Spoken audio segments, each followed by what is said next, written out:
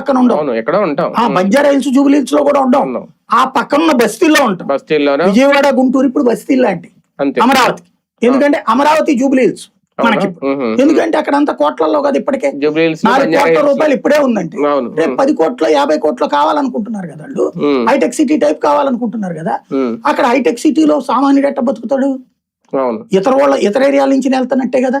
అట్లాగే రేపు విజయవాడ గుంటూరు నుంచి వెళ్ళాలి, కలిస్తే కదా లెక్క. అప్పుడు ఇక్కడ నేను అంటున్నది ఏంటంటే, మనం ఎంతసేపటికి ఎమోషనల్ తో పబ్లిక్ ని ఎమోషనల్ గా తిట్టిద్దాము, పొగిడించుకుందాం అనే రూట్ లో ఆలోచిస్తున్నాం గానీ దీర్ఘకాలిక వ్యూహం ఉండాలి మనకి. దీర్ఘకాలిక వ్యూహంలో అమరావతి అలాగే ఉండాలి, అది అభివృద్ధి చెందాలి, దాని ఎక్స్పాన్షన్ లో విజయవాడ గుంటూరు ఉండాలి. జగన్ చెప్పినట్టు మచిలీపట్నం కూడా కలుపుకుంటారు, కలపండి మీరే. చంద్రబాబు నాయుడు తెలివైనోడైతే విజయవాడ గుంటూరుతో కలిపేసినటువంటి నగరాన్ని నోటిఫై చేయాలి అమరావతి. జగన్ కి నో ఆప్షన్. మచిలీపట్నం అది మరీ లాంగ్ లేవయ్యా అని చెప్పొచ్చు.